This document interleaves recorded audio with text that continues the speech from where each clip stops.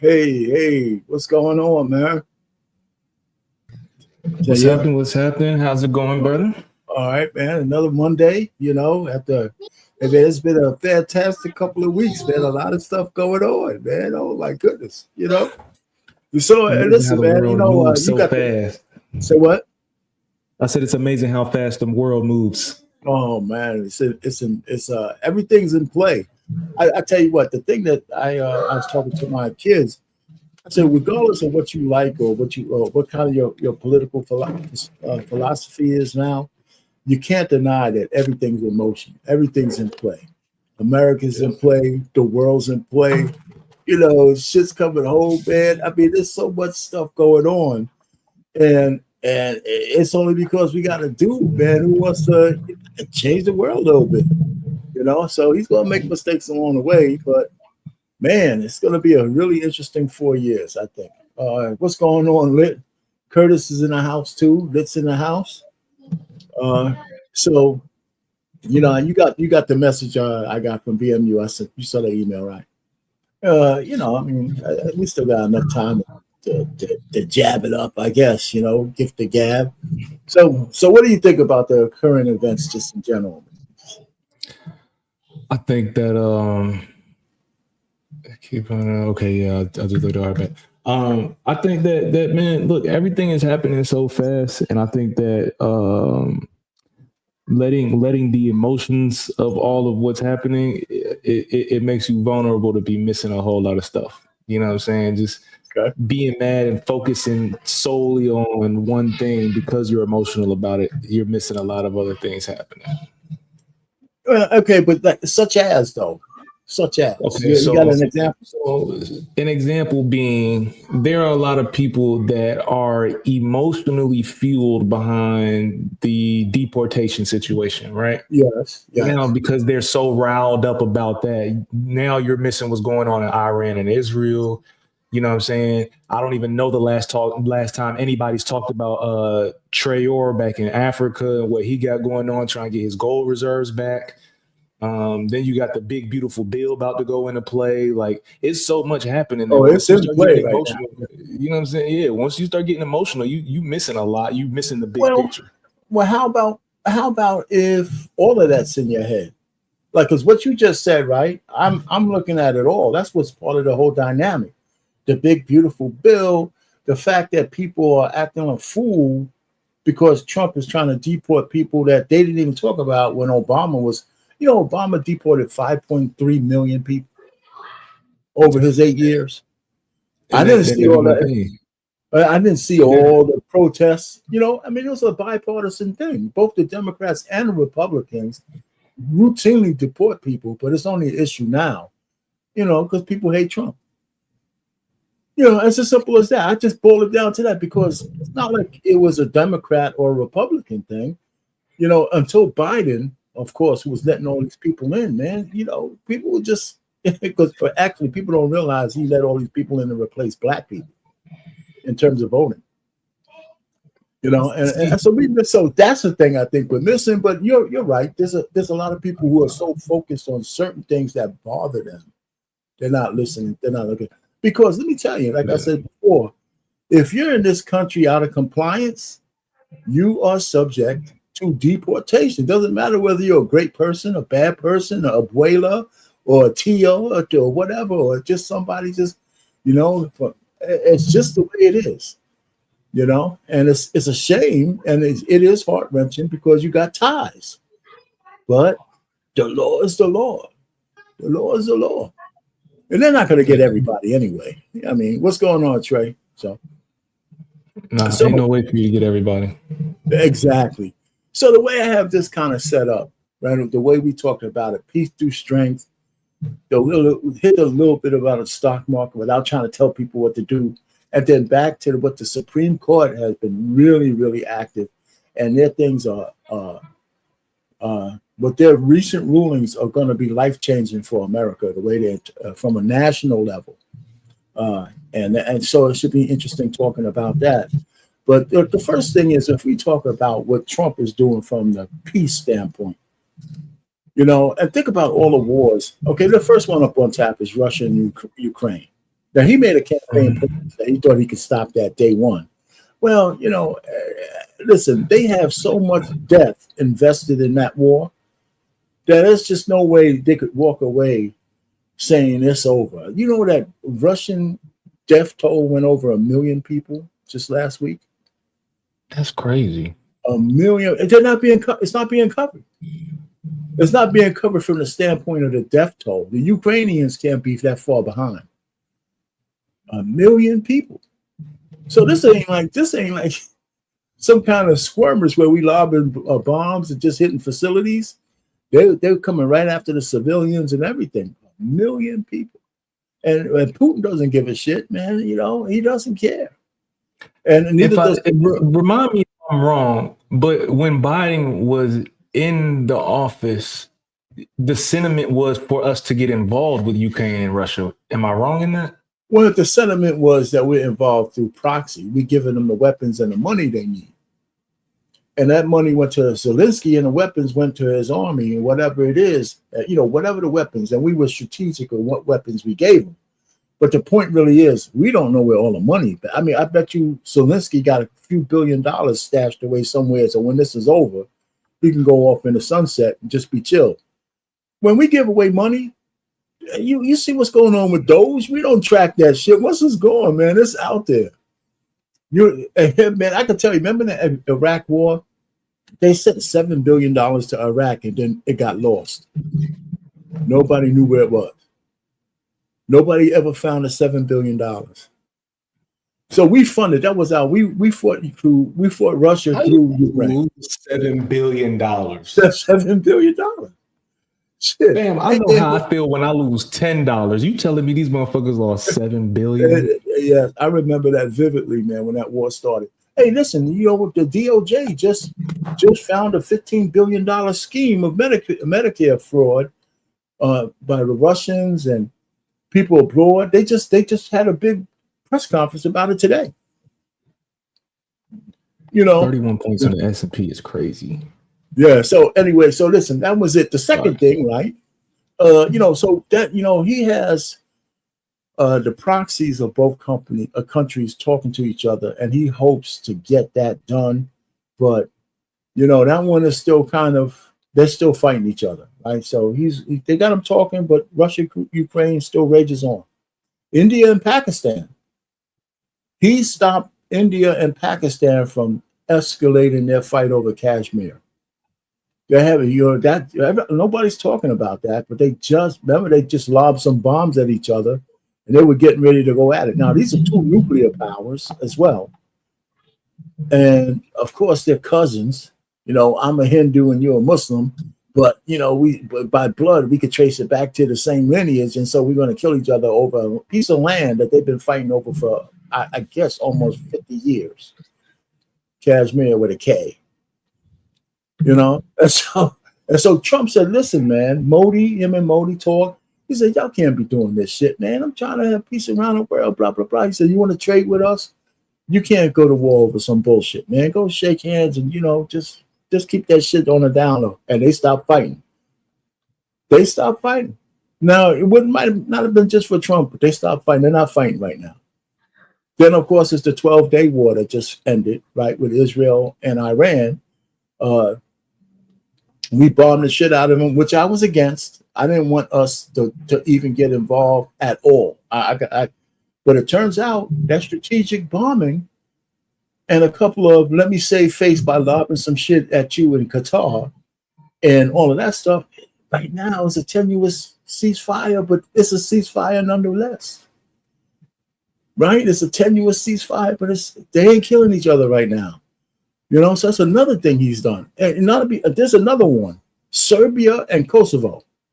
Serbia and Kosovo were getting ready to go to war because Serbia is mad that Kosovo declared themselves an independent state. Right? Now, that was from the way back when, I think when Clinton saved folks from annihilation. So they split up Herzegovina or some shit like that. So Kosovo and Serbia were getting ready to have a war. Trump stopped that shit. You know, he was involved in that. Nobody's really talking about that, but that was on the list too. And I got the last one. We're going to spend some time on this last one because it has to do with Africa, right? A month ago, I did a live on my channel a month ago with Rubio over in Africa, sitting down between the DRC and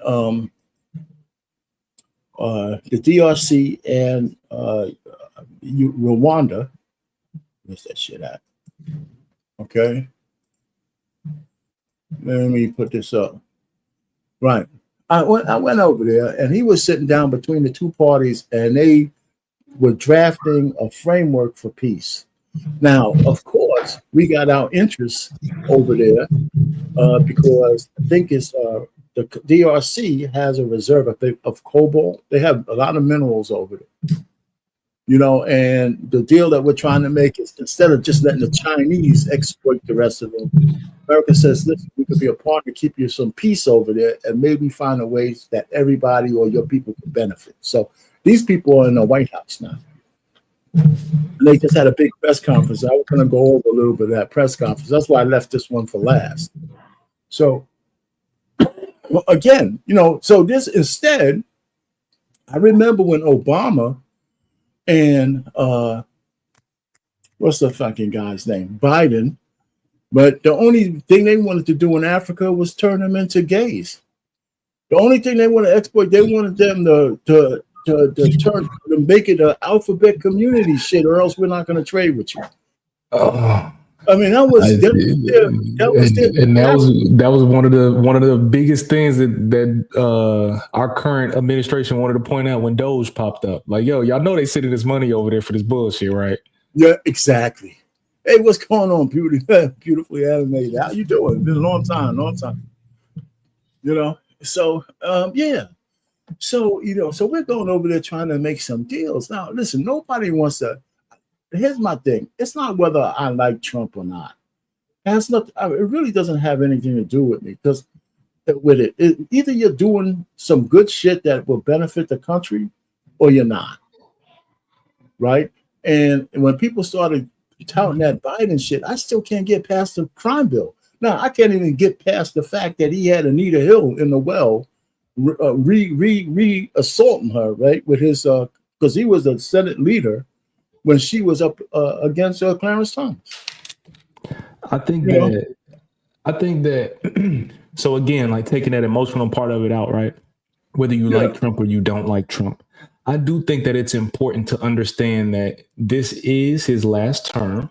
Exactly. Once he's done, he's out of the way.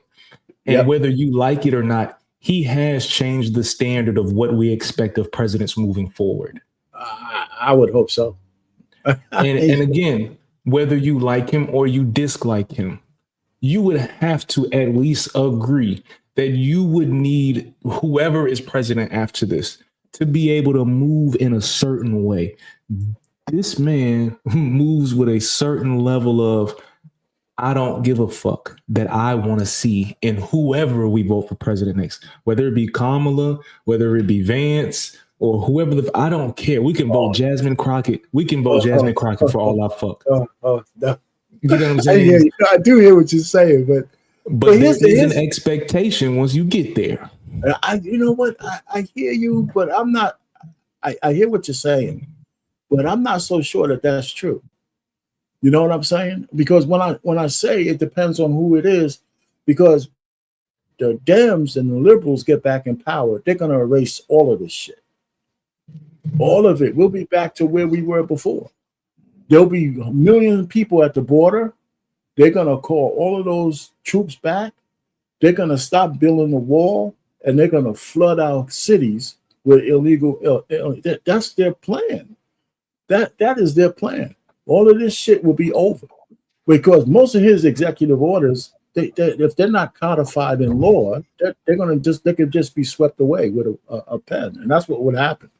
So anyway, so I just wanted to go through a little bit about this press conference. I know we got a few minutes, but this is the Rwanda representative and the DRC representative, and then at the end, before this is over, they got a sister that comes up, and I want everybody to listen to her.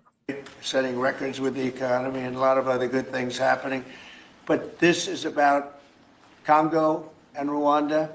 And I'd like to ask, if I might, would you say a few words before we introduce our guests, please? Sure. Thank you, Mr. President. Yes. So, under your leadership, Mr. President, and the full support of Secretary Rubio and the entire team at the State Department, we engaged with the two parties in early April. And within 3 weeks, they signed the Declaration of Principles. And now, within about 2 months from that, we have signed today the final, this is actually the final peace agreement. You know, many people were wondering if this is preliminary. No, this is the actual final peace agreement that they've signed today. You've also expressed interest in inviting the heads of states to the White House for a signing ceremony. So there will be some other additional agreements that will be signed. In addition to this, which will become known as the Washington Accord with regards to the Great Lakes region. That's great. There are some Why economic... not the Trump Accord? I'm only kidding.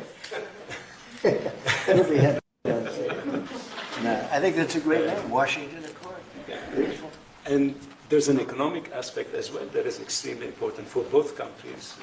They have also worked, last week we finalized the regional economic integration framework, which both countries will be signing at the White House here during that ceremony. And That's going to be a great ceremony. Absolutely. Right? We're going to make that a great ceremony and bring other people that were involved, some other people.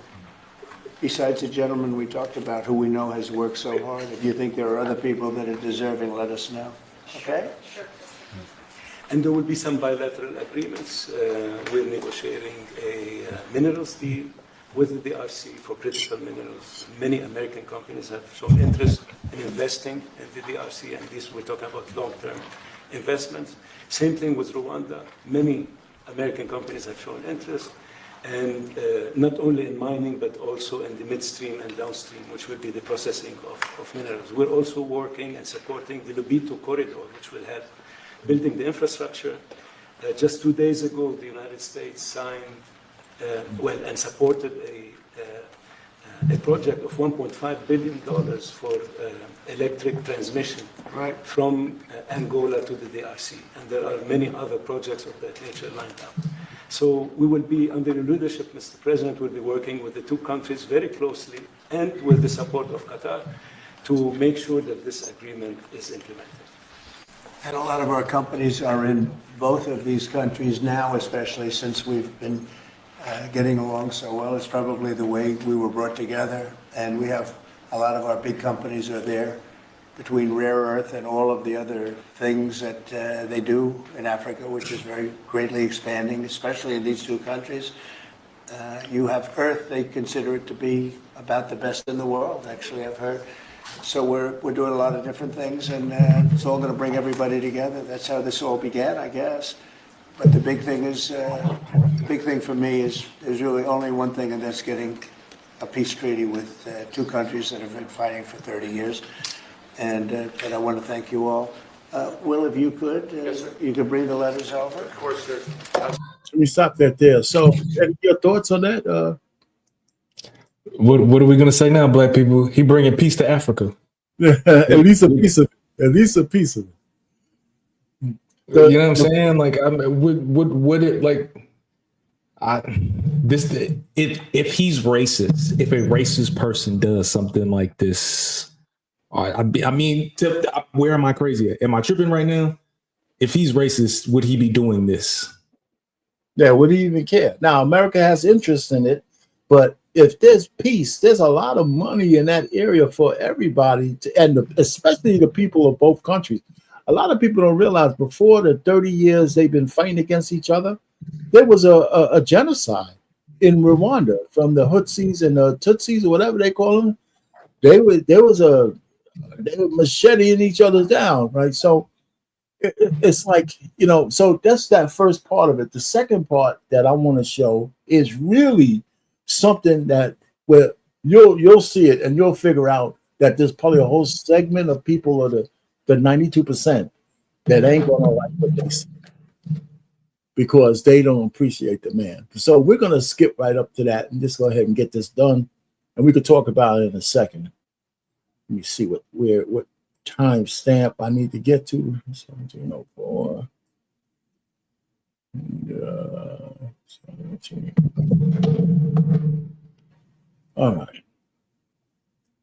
Thank you very much, JD and Marco. And then we're going to ask the two principals to speak. Yes, sir. Mr. President, first of all, thank you. When let I me first go came on this past job that. a I'm few sorry. months ago, you made it very clear. Not here, but yeah, I want to pass him because he says a lot of the same things that we already know. This is what I'm looking for. I'm sorry. Let me bring it back to the beginning. All right. The Black Thank you very much. Thank you, It's a Mr. great honor. Thank you, Mr. President. So as Caroline has mentioned, President, first of all, I want to let you know that I'm the only African reporter accredited here at the White House and Wow. cover for the entire continent. So I just arrived from Congo, Democratic Republic of the Congo, Right. yesterday. I went to see firsthand how the people is feeling and the president's message, President Felix Tshisekedi, about this upcoming peace deal. And let me tell you firsthand what I witnessed myself. I spoke with the people on the street. I spoke with youth. They know your name. They know that our president named President Trump is working hard to finally bring peace to the country. I saw hope. They have hope now for a better day in Congo. They see what you're doing as a future, better future for Congo. And I had opportunity to sit down with President Felix Tshisekedi for an interview because I want to understand his mind, what he's thinking, his feeling about everything that your administration is doing. And he told me firsthand that for many years, many American presidents overlooked this conflict. They didn't do nothing. Even myself, I covered President Biden's administration. I pressed many times about this conflict. People are dying in Congo. This country has so much potential, but they need help because this war is destroying the country. They never gave me any answer. And he told me, President Tshisekedi, that you have no idea, he's very thankful for what you're doing, for what your administration is doing. Not only him, the entire Congolese people. They see that finally they will have hope. And President Tshisekedi also mentioned at the end of my interview that when peace finally comes to the Democratic Republic of the Congo, he's thinking to nominate you as a Nobel Prize Peace because he said you deserve, you have been working to bring peace in the world, not only at the Congo, and he's very hopeful to meet you in the future. That's so nice. Boy, and that's so beautifully stated. And Caroline said, number one, she did say, and I shouldn't say this because it's politically incorrect, she said, she's beautiful, and you are beautiful. I'm not allowed to say that, that could be the end of my political career, but I'll say it anyway. But you are beautiful, and you're beautiful inside. So I wish I had more reporters like you. You covered Africa for a long time? Yes, for over 10 years. Wow. I cover even your first administration. Yes, I know that. That's great. Well, thank you. That's so nice that you said that. Thank you. Appreciate it. And I have one more question, Yes. Mr. President. Since we know in July or in the future, both President of Rwanda and the Congo will be coming Yes. to the United States. In Africa, President John Lorenzo, the president of Angola, he is also the leader of African Union. Good. He Yes, I know. worked very hard to bring peace, but unfortunately... Let's get him here. Yes, that's Okay? right. Would you invite him for me? Of course. Okay? No, I know that he works very hard, and he's the head of essentially the union. So the union all over Africa, not the kind of union that we have. This is the union all over Africa, and I'd love to have him, so you'll let him know. Of course, Okay. Mr. President. Thank you very much. Thank you, President. Now you go back to where you belong, right? That's So that's the end of that. Yep. Oh, was he up here? Yeah, to the stage. I don't see. Oh, let me fix this. Hold on for a second. All right, there you go. What's going on, Trey? Can you hear me? Yeah, I can. Can you hear me? Yeah, we got you. What's up? How you going? How's it going, man? Yeah. It's going great. Yeah. It's going amazing. I'm having the time of my life right now. You ain't the only one, man. As Dave Ramsey, better than I deserve. Better than I deserve. That's what Dave Ramsey was saying? Better than you deserve? That's what he. They asked him how's he doing. He always says better than I deserve. That's funny. Trump wasn't lying. He wasn't lying though. No, he wasn't. He was not. She's fine. Yes, yeah, buddy. But Inappropriate, sure, but he wasn't lying though. well, he didn't take it too far. You know what I'm saying? You know. So anyway, but listen, that was the first thing I wanted to talk about. I wanted to go through his peacemaking attempts. Now, the president of Pakistan nominated him for the Nobel Peace Prize, right? Now, I would, you know, so that'll piss off a lot of people from CNN and MSDNC, of course. But Oh man. but the fact is that, I mean, listen, if peace works, right?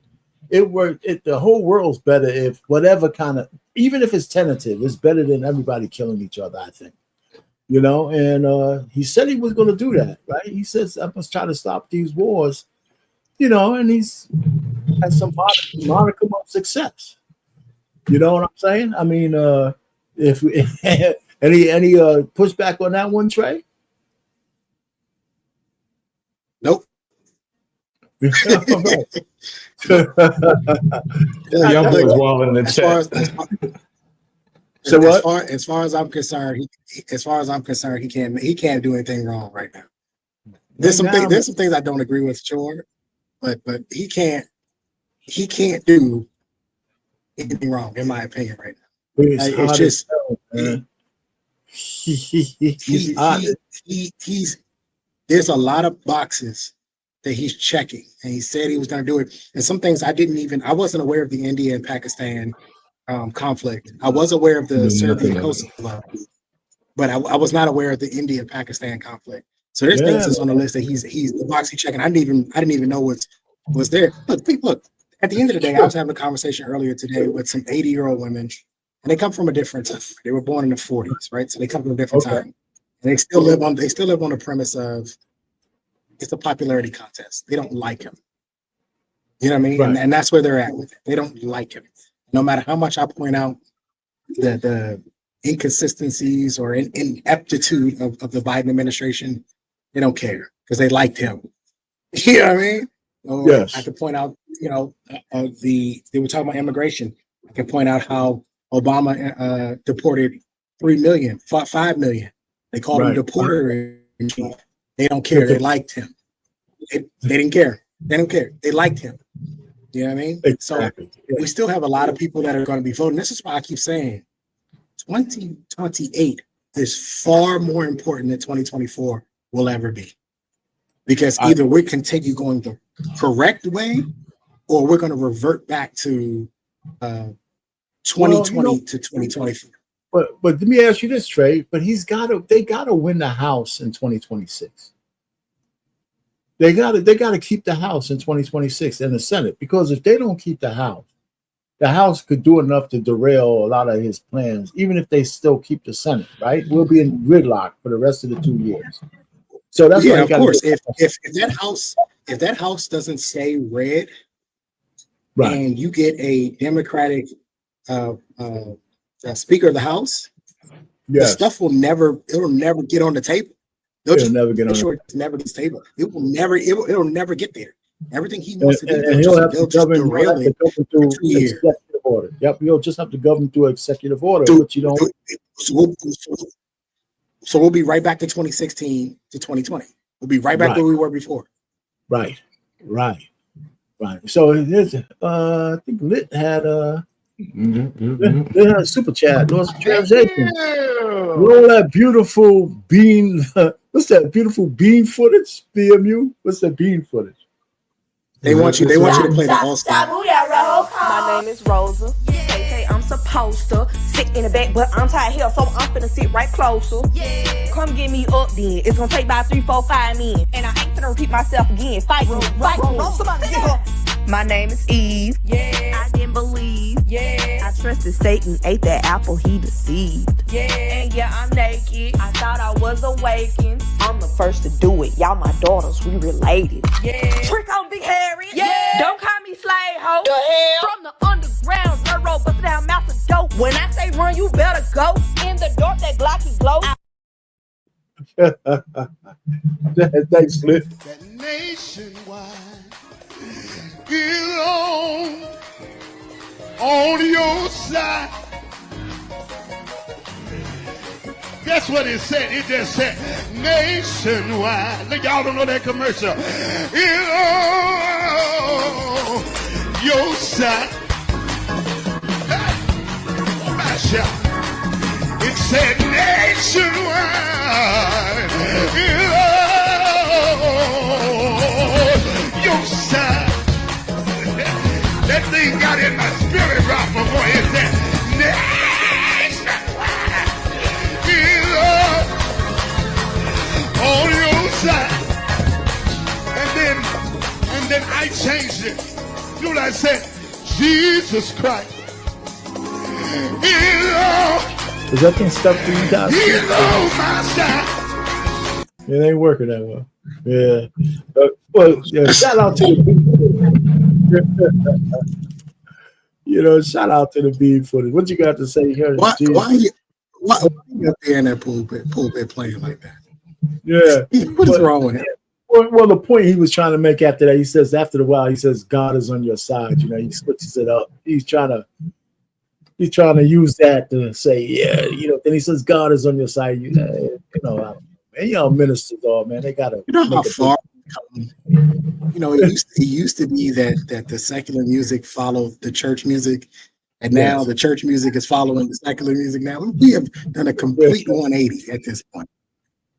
What can you say, man? That's just the way it is. All right, gentlemen. All right, so I did this a while ago when the second thing down here. Did. Right. So I said when we were at the highs, the tariffs, the uncertainty of the tariffs tanked the market on April 7th. All indices were at a new low, new 52-week low. Everybody's panicking. Some stupid fools were selling their 401k plan, and everybody in my orbit, I said, don't you touch a damn thing. Don't touch nothing, man. I said, before the end of the month, because I showed this a couple of times when we were on the way back, I had to argue with my brother. He said, the 401ks are destroyed, blah, blah. I said, bro, man, listen. No, I said, the 401ks aren't destroyed. I said, if so many people got to retire. I said, okay, this shit will be back in a couple of months. But they don't got a couple of months. They're retiring now. I said, they can still hold their money in there till it comes back. What are you talking about? And then I stopped talking, right? Then I said, okay, man, I hear you. You hate Trump, so nothing I say is going to make sense because you want to Trump. And it turns out that the negotiating tactic of the tariffs is actually working. We got deals coming in, factories coming back, and America is not getting screwed by the same amount like it was in these trade deficits. Our trade deficit is on our way down. And nobody can really dispute that. It's all happening. So the market is saying, this is Wall Street saying, I'm a little bit comfortable now, right? I'm comfortable that even if I was skeptical of the tariffs, and now I understand what's going on, and it's just coming back. And Main Street, now, also Main Street is not as crazy as you think it is because the regular people, the gas prices are low going into the summer, the lowest they have been in 4 years. The stupid thing about eggs, the eggs are, back down. But let me show you guys something. I want to show you. I gotta illustrate this. I got a couple of illustrations. On Sunday, I cook every Sunday. Right? Not every Sunday, a lot of Sundays. Sunday meals are. I have to try to tamper it down so my wife doesn't get jealous over my culinary, efforts. I just, So this meal, this was like spicy glazed orange chicken, right, with some asparagus and some rice pilaf. That meal cost me $39 raw to do. $39 for three of us in the house. So that's $13 a piece, but that's three helpings. That's three. There's 3 meals we made out of that because we didn't, don't call me a fat guy. I could have ate it all myself. No, that's for 3 meals. That's for 3. So that means for $3.50 a piece, we have 3 meals, 3 dinners. You know, so I'm saying, well, where's the, you know, so it's not like I'm rich, but eating a meal for $3.50 a piece is an average salary person can do that. An average salary person, if you're frugal with how you buy stuff, of course the rice ain't expensive. The chicken, you know, it was like $3 a pound. It was cheap. It was actually cheap, and it's Purdue. You know, and the asparagus, I had better asparagus. I like the fatter ones, but that's it. So I just wanted to prove a point that you can still eat a regular meal without breaking the belt if you need to be frugal, right? In Trump's America, I guess. You know, so I just wanted to kind of put that there. So, what state you in? What state is this? I'm in New Jersey. One of the most expensive states in the union. That's why I asked. That's why I asked, because I knew it was going to be. I wanted to make a point that it was one of the more expensive places, and you can still get it. Yeah. So I'm just saying, listen. So he did that, right? So it's just some other things on the list. USA and world trade the balance is coming back. Gas prices are down. Inflation is stable. It's lower than it was when he took off. It was like 3% something. Now here's the kicker, right? The last thing that we're waiting for is the stupid Fed man to lower interest rates and make the cost of borrowing money cheaper like the rest of the world. But he's gonna. What are you shaking your head? Tell me what you know. That ain't gonna happen. Okay, but because he hates Trump, is that because he? You know, it's because he hates Trump. Now, he has a disdain for Trump, and he's not going to give Trump that W. Yeah, because it won't be just a W; it'll be the championship. See, this is, you know, I'm telling you right now, it's shit like that. I'm telling you, it's shit like this. If this House and this Senate goes blue and they start doing everything they can to stop Trump, I'm telling you, I promise you, we are going to be revisiting the conversation about why black men are Republican. I'm telling you right now. The majority of black men are going to be voting Republican if Democrats get control and decide that they're going to be petty and start blocking everything. Because I don't care what y'all say. I need somebody to show me a president that was as active as this man has been in a matter of 1 year with Africa. We had a whole black president, and I don't remember him brokering a peace deal in Africa. I don't remember that being the case. And if I remember correctly, he was too busy trying to get him to be gay.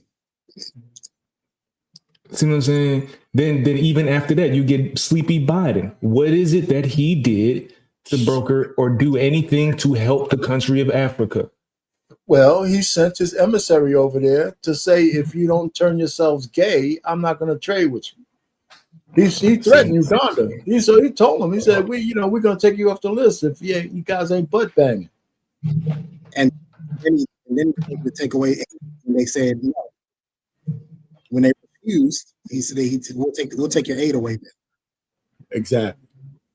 So they try to extort these guys into, something that their culture says we ain't down for. So that's how bad it got, man. Shit, man. So all I'm just saying is, listen, you said something over there, 100. If they take the House and the Senate, they're going to impeach Trump, unless they need 60 votes in the Senate. Yeah, it didn't won't happen. They for certain are going to bring up the articles of impeachment. For certain, exactly. That's happening. Yeah, no doubt. Even they're going to try to put that man in prison. They want that man in prison. That's what they want. For the second time. Oh, he OJ now? Is Trump OJ now? Is that what's about to happen? Man, listen, man. Which is why I keep saying to people, enjoy this time while you have it. Try to get as much money, make as much money as you can now, because there's no guarantee what's going to happen in next year. We don't know what's going to happen. We hope that everything stays red, or at least a majority red.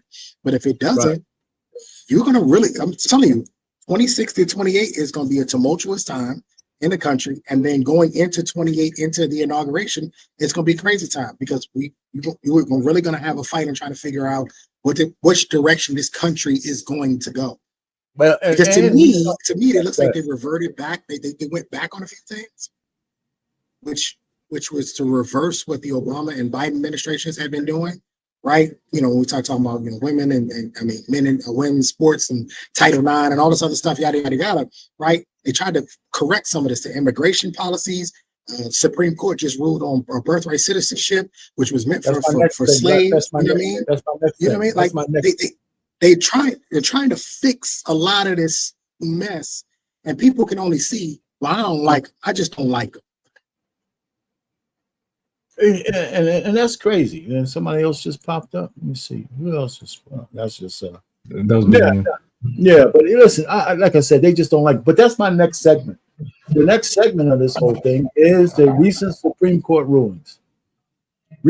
So let me just start from the beginning. The first one that came out was the Supreme Court granted Tennessee the right to restrict gender affirming care. No more child mutilation. You can't do that in Tennessee. However, right, since it's the Supreme Court, that all the states that are not for that, right? What's going on, BMU? All the states that are not for that, right, can also do that because it's a national policy. So let me just kind of show you what I'm talking about. And so they might try to nationalize this thing across the board. Now, of course, there are some states that are going to be the holdovers, and they're blue. So all the states in red, of course, is a no-go. Right. And then the ones that are in this like orange or whatever it is, they have policies that's restriction gender affirming care, but they could up them now that they have a Supreme Court ruling saying that if you choose to outlaw it, you got all the judicial backing you need. And of course, the green ones where all the damn liberals and black women live, they're green. So there you have it. So that's a battle coming up, but the Supreme Court already adjudicated it, and we could probably get that mess out of the country, regardless of who's president. As best that whole corner over there. So what? I didn't realize come on, Wada. You know about the Northeast. The Northeast is liberal, right? Man, I didn't know that whole corner was moving like that. Oh, they're moving like that. Yeah, for sure. The whole Northeast from Maryland up, liberal. Yeah. Liberal. Yeah, yes, sir. I have a gift. I have a gift for you, Arvin. What's the gift, man? I'm gonna show it to you real quick. I found something from back in 2008. Okay. That I think you should see. But go ahead and finish talking. I'll let you know. No, I'm finished. So I'm gonna take this down, right? I'll take this down. Yeah, don't go ahead and finish talking because it's still loading. All right. So listen. So that's the first thing that Tennessee won, but there's more, right? There is more. Of course, in Montgomery County, Maryland, they ruled that Planned Parenthood can't sue because they're no longer getting federal funds, right? So right now, Planned Parenthood, because they perform, deletions, they can't use taxpayer money to do that anymore, and that's going to spread across the country as well. So this is at the Supreme Court, no stinking ass district judge or none of that. This is at the top level, 6-3. You can't sue, and anybody who wants to use Planned PPP for an abortion has to do it on a class action level, district by district by district, and that's just not going to happen, right? It's just not. They a few might, but it's pretty much gone. So Planned Parenthood have to come up with other funds to continue. Well, they're going to have to do what they do without government funds, and that might spread across the country itself, which I don't mind. So. Well, why don't we do this? You ready? Yeah, go ahead. What you got? Okay, this is from 2008. I want to play this. I know this would be good for you and Trey and 100 Watts to watch somebody who sounds like this. one is wild. This is Hillary Clinton in like 2008, and Hillary Clinton saying some wild MAGA type shit. Tell people to come out of the shadows. If they've committed a crime, deport them. No questions asked. They're gone. If they, she's a Republican. if they've been working and are law-abiding, we should say, here are the conditions for you staying. You have to pay a stiff fine because you came here illegally. You have to pay back taxes, and you have to try to learn English. And you have to wait in line. You have to wait in line. You have to wait in line. It's You all couldn't believe a that. fucking illusion. There you go. I mean, you know, none of this shit is Democrats, new, Democrats, they've been playing with you. Yeah, They've been exactly. playing with you. Exactly. They have been toying with you for decades. Yeah. Hey, So hey, it's- BMU, when you get a chance, see if you can find the Nancy Pelosi speech she gave on the Hill about tariffs back in the 90s. She's saying the same exact thing that Trump's saying today. She Same actually ideology. Same and she thing. actually looked like a woman back then. Just- I would rather if they would be mad at Trump. Toying with us. I would feel better if they were mad at Trump for stealing bars. If they said he was out here stealing jokes, then I would understand, because he's saying the same exact shit they've been saying. When we was last week when we was talking about Iran and Israel, the same shit that he was talking about is everything that all of our previous presidents ran their campaign. I have a video. Oh, you probably got. Okay, I'm at home right now. I have a video of that. I have a video of her saying, "What happens if Iran don't do this?" She said, "Don't." Now this is your vice president. Don't. Oh yeah, don't. I saw that. Biden said, "Don't." And then Trump said, "We're gonna blow this. We're gonna bomb the shit out of them." Same thing. Yeah, it's all a game, and you know the media has lost all credibility. They just don't, you know, whether they ever were truth tellers at all. But whatever truth teller you used to do, they're certainly not doing it now. They play favors, so they might as well be state sponsored or state taken over because they refuse to tell the truth. Yeah, they had Obama they had Obama when he was deporting 5 million people. They had him saying the same shit to Trump. How do you get the name deporter in chief? Yeah, because that's what he was doing. All right, so and again, this is why 2026, 2028 are so important, because what games are they going to play?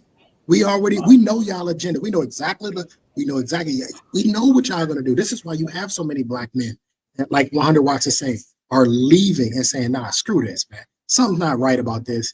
And we've been bamboozled, hoodwinked, led astray, run amok. We've been played. We've been hustled. Come on, Malcolm. We've been hustled. I'm gonna be taking bets. Y'all. I'm setting the line at 3.5. I'm putting the DNC having 3.5 rappers at the DNC for the next election. Okay, so anybody that thinks it's gonna be 3 or less, we can bet on that. If you think it's gonna be 4 or more, we can bet. I'm setting the betting line right there. You know what I would love for Trump to do on the way out of office or midway through his second year? I want him to gonna say, breaking news: Trump pardons R. Kelly. No, why are you gonna do that? Why would he do that? He's not a goddamn R. Kelly. All right, hold up. He pardoned that boy that was frauding all them people. The TV show. What's that guy's name? Yeah, I know you're talking about. Christie's or something. Yeah, Chris. He's not good. Yeah. R. Payne. Let me tell you something. He pardoned him. If R. Kelly get out of jail, he can sell out the Staples Center in 10 minutes. 10. He gonna crash the network, BMU. He gonna crash the network. I mean, it'd The be moment nice. he announces a tour, Give me a motivation for him to do that, though. Because they didn't get him, because they got him for racketeering. You know, R. Kelly wasn't smart enough to run no fucking trafficking empire. Stop it.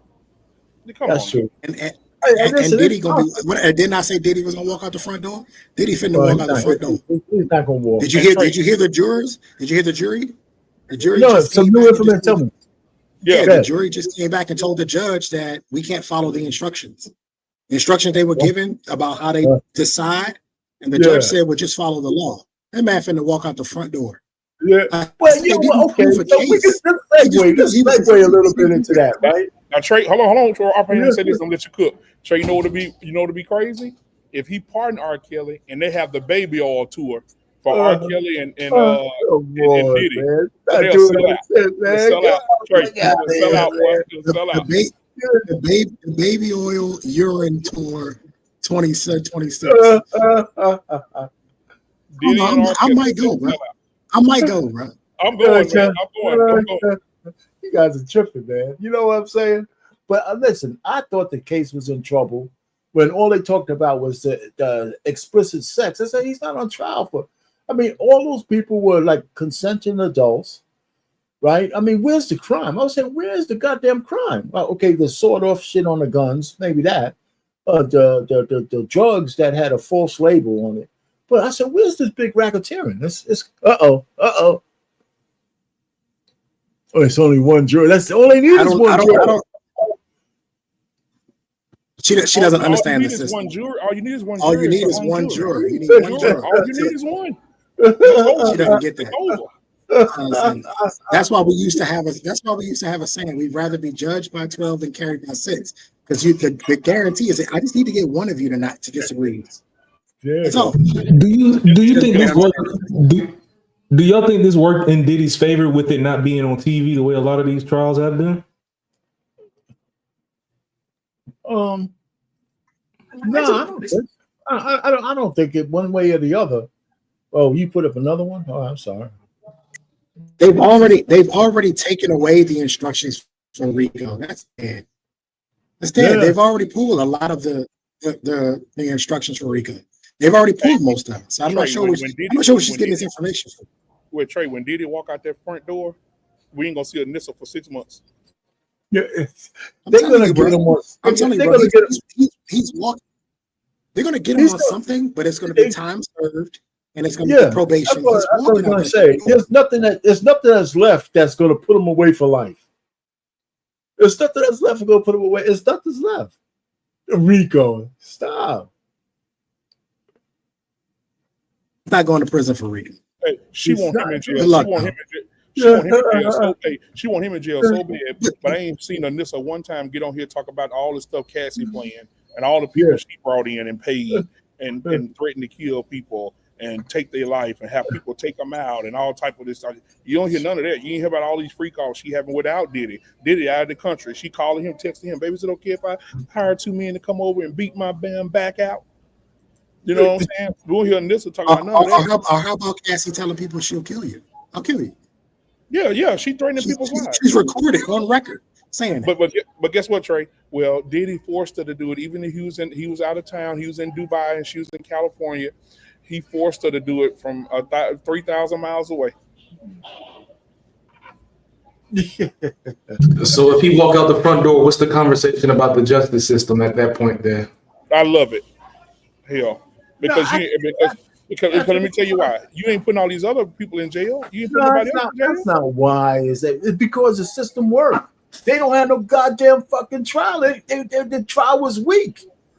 I mean, as far as I'm concerned, if he walks, the system work. I mean, I've heard a lot of the trials, and where's the goddamn crime? He's cooking, and guess what? It's a lawyer on YouTube that broke down the case just today.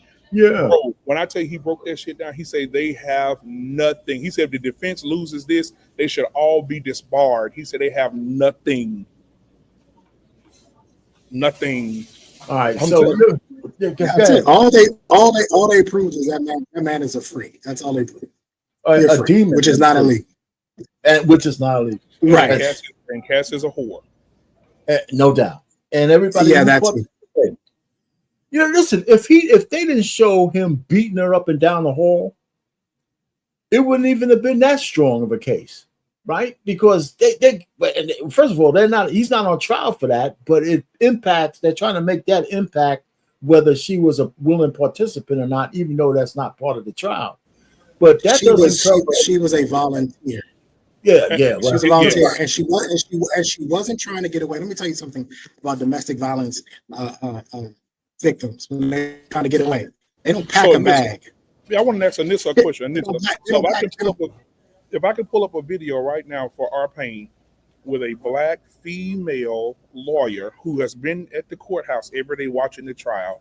If I pull a black female lawyer up right now on this video, and she tells you what I just told you about her sitting in the damn courthouse every day, and she tells you that they have nothing, would you believe it? Would you believe it? No, she's not going to believe it. Would she believe it? No, she's not going to believe it, man. Come on. Well, you know, she's not going to believe that shit. Well, anyway. Here's the thing, BM. It's not just that one woman that's sitting in the courtroom. There's several law aficionados, former attorneys, current attorneys that have been watching this closely and all have been saying the same thing. They haven't proven a case. People don't understand. This has to be beyond a reasonable doubt. They have created so much doubt. Cassie created doubt on her own. Oh, when she was on the stand, she created doubt. Right. On her own. It's got to be beyond. Oh, well, now it's on trial. Now it's what? Now you see what Anissa just said. Oh, I'm sorry, but who is on trial? So what? When he walk out that door, I swear to God, I'm gonna call you. Oh my, I can't wait. That's so funny, man. You know no. Have her come on the show. Give her the full screen and say I was wrong. That'll hurt her more than anything. Say I was wrong. Well, keep in mind, Trey, it's the same person that told us, well, y'all don't know Kamala Harris. She just raised almost $1 billion in 30 days. And spent it all and didn't win. And then win. Y'all think everybody's showing up to his release party? Well, I think I'm going to be there. I'm going to be there. Count the age before it hatches, man. They're going to get him on something. He got a hangnail or some shit, man. You know, he's going to be guilty of something. Yeah. But it won't be enough to put him in prison for the rest of his life. Oh hell no! That's just going. Matter of fact, like you said, it might not even be enough to justify any more time served. Young Thug was on trial for RICO. Had bodies on him. Bodies. Did he walk out the front door or not? Yeah, bodies. He walked out the front. He took a plea. He walked out the front door.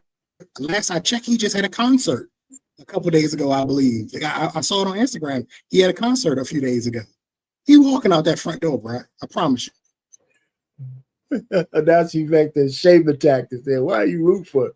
Yeah. They're not my role model. Yeah, they're not my role model either. But I do feel like this: if you're gonna put R. Kelly in jail and you're gonna put Diddy in jail, then dig up Hugh Hefner, dig up Elvis, put them in handcuffs, and throw them in jail. And who was the other guy? That Sweet Caroline. What's his name? Who sings that shit? Don't forget about Woody Allen. Woody Allen married his stepdaughter. She was like 18. He raised her though from a kid. He raised her from 6 years old to 18 and married her. He adopted her and married her. I don't know a better definition of grooming. I don't know a better definition of grooming than what Woody Allen did. No, yeah, and pedophilia. You know, the whole 9 yards. But anyway, listen, gentlemen. Listen, I got one. Here's a big kahuna I want to get to, and the big kahuna is the pause. Yeah, well, it's no pause. Super pause. The big kahuna. The big fucking kahuna, man. The end of the district judges no longer can, use nationwide bans. There's a lot of implications of that with the 14th Amendment and everything else. But even besides the 14th Amendment, but let's just talk about a district judge no longer can use the nationwide injunctions because that was the Supreme Court's job in the first place. So there was two ways the legislators could have took that power away from the district judges, but they didn't do it. But the Supreme Court did in that 6-3 decision. But birthright citizenship is still on the table, and they got 30 days. The clock has started, and in 30 days, if you're in the wrong state and your kid you don't drop the kid in 30 days, you ain't a citizen. If you're in the wrong state, that's gonna and I love every bit of it because that is a gross expansion of what that law was meant for. It wasn't meant for y'all. It was meant for our ancestors. But let's read it. Read the 14th Amendment stated that persons born or naturalized in the U.S., right, and subject to the jurisdiction are citizens, right? It didn't really say blacks, but it was meant for the slaves, of course, right? And but that's part and parcel of the Constitution, because you could drive a truck through a lot of parts of the Constitution. Since they didn't say black specifically, there was a case in 1898. My man Pak, right, is a Wong Pak, a Chinese motherfucker. He challenged that he was born here, even though his parents weren't citizens, and he wanted citizenship. He won the case. And that's what started this whole thing in 1898. So that started this whole poll that they could interpret it. Now, listen, I was against this executive order, but I mean, I'm kind of ambivalent one way or the other. But check this out. But that's how the Constitution worked. When the white boys, right, wrote the Constitution for the United States, when they wrote it for making this a place for white people. Oh man, come on, man, this guy, me.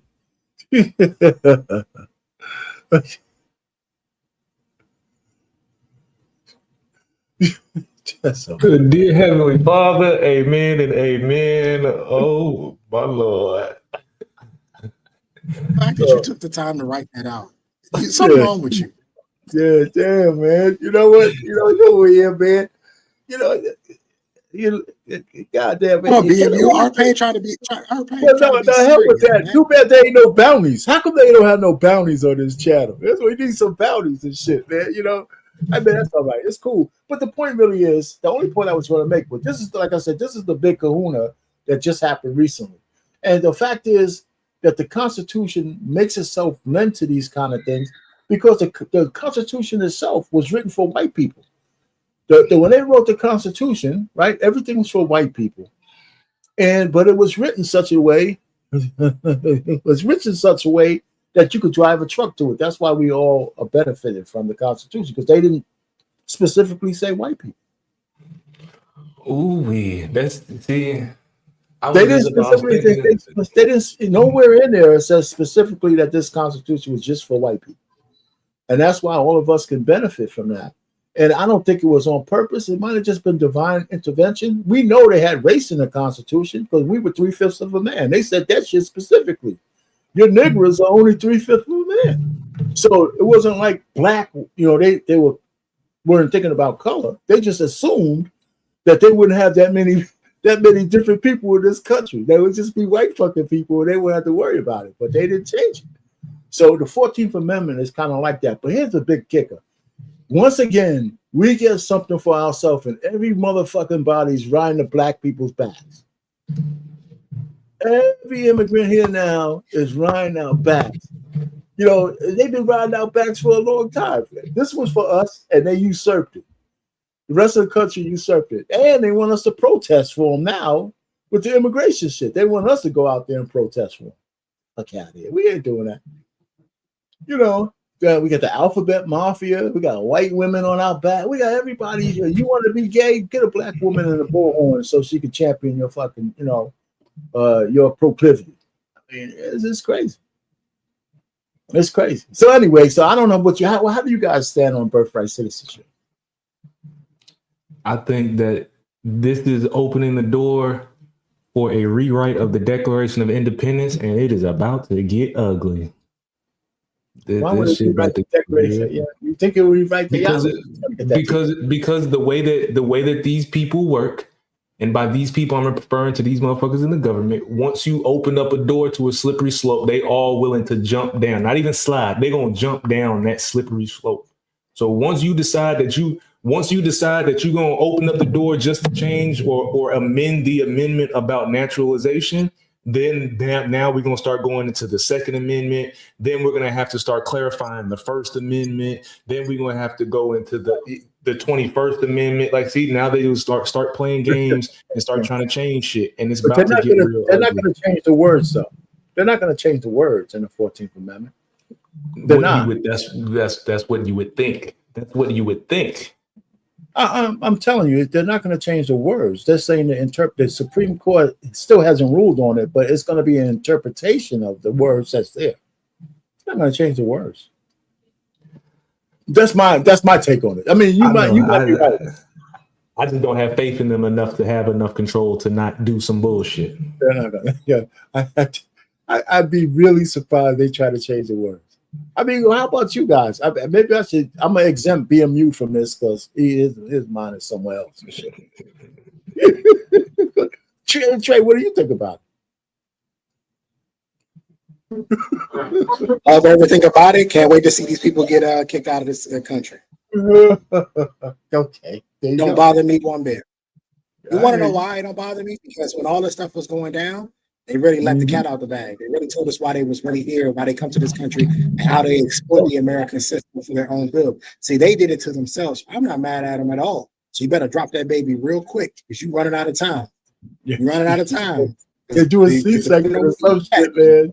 You better ask for an inducement. You better go to that doctor and ask for an inducement and say, hey, can we do this now while I have it? Because at the end of the day, you snitched on yourself. Old girl that was doing a little TikTok, she snitched on y'all.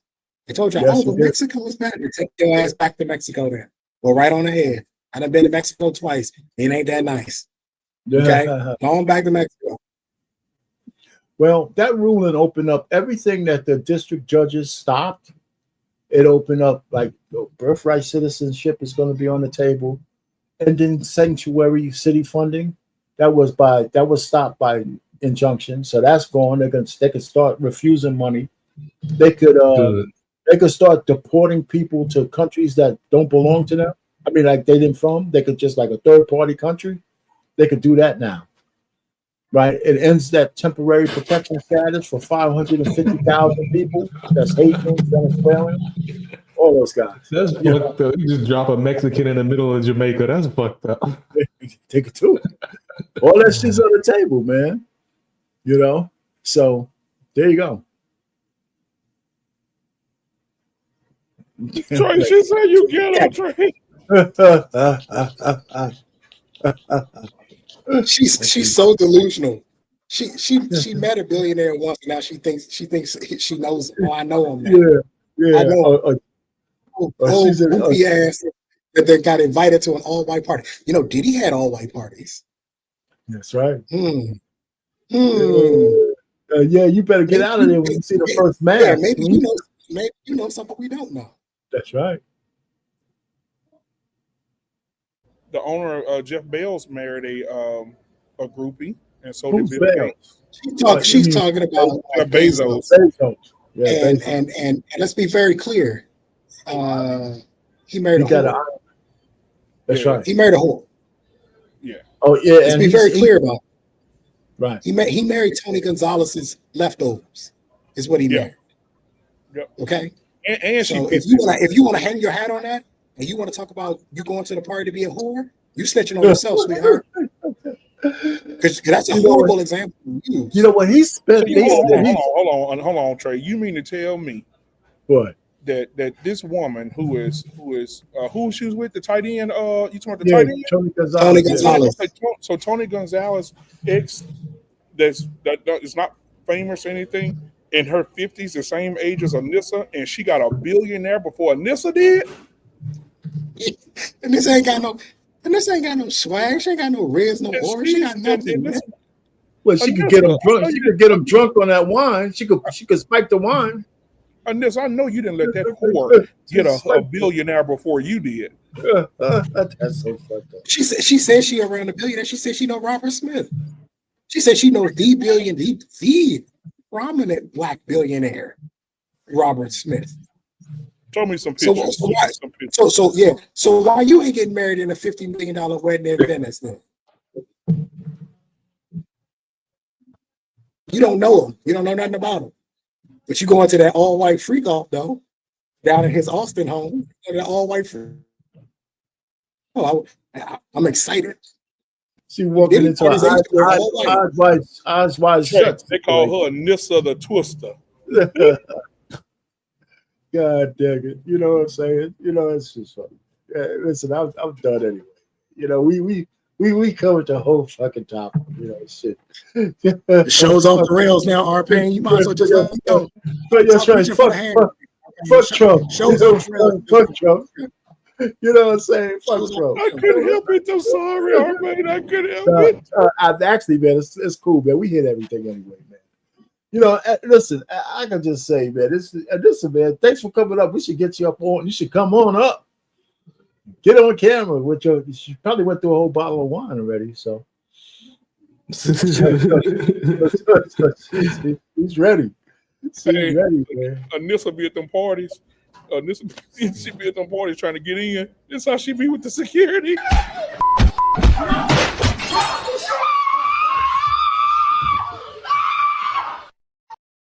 That's so wild, fucking shit. That's just wild. That clip is wild as hell.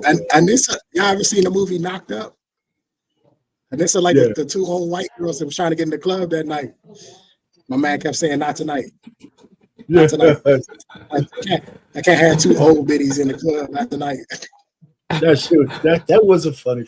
They were offended like a motherfucker. You filthy motherfucker. Speaking of that, did you see there was a black woman? She went viral. She was talking about she was in a club. I want to say it was Miami. She was in club in Miami, and they denied her. They denied her. They let her in. She was a bigger girl. They didn't let her in. Oh, she was a big one? Yeah, she's a bigger. And I was like, nobody told you how it happens in Miami? Nobody told you how it goes down in Miami? Baby, they only want the hottest of the hottest in those clubs.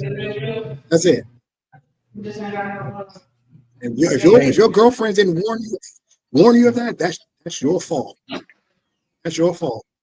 But you are not going into those prominent clubs out there where the section is built like a janitor's closet. Yeah, built like a refrigerator. It's not happening. Yeah. The toes hanging on the top of the shoes, hanging over the top of the shoes. Not the bear claw. Not the bear claw. R-Pain, I did want to ask you something serious though. What do you think about these boycotts? I saw that the Black Caucus met with the guys from Target today. Yeah, and they said they were unimpressed with Target's stand on the DEI. What do you think? What do you think about all that? All these we're supposed to be boycotting these. I didn't know. I went to Target today. I think Target, it should just wait them out, because the truth Target loses a lot of money though right now. Well, they're losing into their profit margin, but they should wait them out. But they're hurting a lot of black businesses as well. Mm-hmm. So and that's where I get irritated. I'm like, how many people, how hard it is to get your stuff on the aisles and the aisles. As if you're a black business and you're trying to get into a Walmart, a Kroger, a Costco, a Sam's Club, right, a Target, how difficult. And if you don't believe me, watch Shark Tank. If you watch your show Shark Tank, you'll see these companies and how difficult it is to get in these stores. It's not hard. So I know there's a little girl. She was a black. She sold a flaxseed like lemonade. It was supposed to be like diabetes healthy or whatever. I think her lemonade is in the Target. And I'm like, you guys are hurting your own people. But not only that, Trey, those fucking people, if you black and you're in Target, that shit wasn't DEI. You met their requirements based on merit. They ain't just let you do that shit, right? So if you really think about it, the people, if you were in there, you made it because you made it on merit. That's it. And they're boycotting it because this word DEI. What are they talking about? Nobody gets into Target because they're gonna just give you a penny. You gotta make you gotta meet the margins. Yeah, if you're in a Target or a Walmart or Costco's or Sam's Club, that means you have a great product. You have a really good product. Of course. And that's why you're there. And in order to stay there, your product has to sell. Because if your product doesn't sell, they'll pull you off the shelf. So if you're still there and you've been doing it, I never understand the angles with this whole boycott. Especially if it's going to hurt your own people. It's also by the gay the Congressional Black Caucus, these fucking guys, I didn't even know they were still around doing anything. But the gay pastor who told Cam Newton that he got nice shiny legs and shit. Did you see? Did you see No, that? he didn't say shiny. He said pretty. He Yeah, said, man, pretty you got leg. pretty leg. It's nice and oily and shit. You know. You know what? He go to pastor right here. I got him up here on the thing. Hold on. It's the same pastor right here. These hoes ain't loyal. You gotta. Is that him? That's not that. That's not So Jamal. Cam, what did he do? Yeah, Cam? his name is Jamal Bryant. Yeah. Okay. Yeah, he look different now. Okay. Yeah, that's him. Anyway, Yeah, he is man. special. He's a special individual. But then he just got married too. Boy, that motherfucker wife so fine. Ooh. Jamal Bryant, you can say what you want, but that motherfucker wife is bad. Oh my God. He's racking in the dough, man. Shit, he just proves that money. He just proves that money makes the difference. But see, the thing, I can't say that to R-Pain because she got more money than him. Does she? What is she? Yes. She's one of those women. She's not an entrepreneur. What's above an entrepreneur? Wow, philanthropist or some shit. She up there. Yeah, philanthropist. Yeah, she up there. She got that bread. That means you got so much money, you got to give it away. Yeah, she got that bread. So I don't think she there for the money because she got more money than he got. See, that's the move. That's the new move. Because I was just watching a guy. He was talking to Clip, and he was talking about why he doesn't date Brooke Winnie. And he made perfect sense when he broke this whole thing down. So he makes more. Yeah. That might be the new move. Is go find it if you can find. They're not all rich things. If you can go find one. Well, you know, yeah, man, rich women need love too and shit. That's what it is. They need love too. You know, but they say Bezos has one of these ironclad prenups. He got this prenup. They say can't be broken. Yeah, we'll see. Such thing. Yeah, No I know. Right? We'll see when this chick he might have the platinum version. Oh, he got the rest of us. We get the gold and the silver and the bronze version. He might have. He got the one they made that. They got the one they made that movie out of. Remember that movie that what's that? The actor that everybody hates now. The one who married that. I guess I forgot his name now. The actor that he made this movie about ironclad prenup, and everybody tried to find out what was in it and shit like that. It actually was pretty funny. But anyhow, so what else is going on, man? What else is going on, BMU? You know, so other than what I told you last week, I called him as soon as I heard it. I said, R-Pain, man, did you hear Michelle Obama said she wish she didn't have a son because she didn't want him to be like his daddy? That's crazy, man. That is crazy. I am not an Obama fan. They are destroying that man's legacy. Yes. I mean, they're doing every damn thing they can. His daughter's changing their name. Not changing. She don't want the name at all. Yeah. I said it's a privilege to have the last name Obama. I said this, and let me tell you something, BM. This is what irritates me. This is the difference between other demographics and communities and then ours. Yes. I want to get it on my own. No, your daddy is Barack Obama. Use it. See, other communities will tell you, no, use what I built this foundation for you. Use it. Right. Take it to the next level. Rothschild, Kennedy. I need to keep going. Use it. Use the platform that we built for you. And then you can take it to the next level. But instead, we got people saying, I don't want people to give me handouts. I don't want people to give me handouts because my last name's Obama. What's wrong with you? What's wrong with you? Trey, I got a question though. Have you heard George Bush Jr. wife on a podcast talking about her husband? Melania Trump talking about Trump Donald on a podcast? It's always got to be us, boy. Man, Hillary Clinton don't even talk about her, man. And he was fooling around. Everything was moving. Yep. You don't see the Clinton podcast, and she's sitting back on the couch talking about, oh yes, I hate Bill. I didn't like him at all. He was horrible. He was terrible. No, you hear that? Black woman, man. This all started when she didn't show up to the Jimmy Carter's To the funeral. She didn't show to the funeral, and then she other didn't go to her inauguration. Right. And remember, we talked about protocol. Doesn't matter whether you like it or not. Protocol. Just go. Be cordial. Show face. That's something, again, in our community. It's something I learned as a kid. My family taught us that you don't have to always like it, but you're going to go show face because it makes the family look good. Right. We can't have any holes, any chinks in the armor by, oh, well, such and such didn't show up. Well, what's going on over there? But all these other, they are trying to tear this man's legacy apart. And like I said, even if I don't politically agree with him, what he accomplished is important.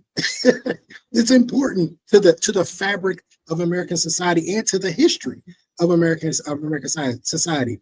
And if you're doing everything they can to tear it apart, that's insanity.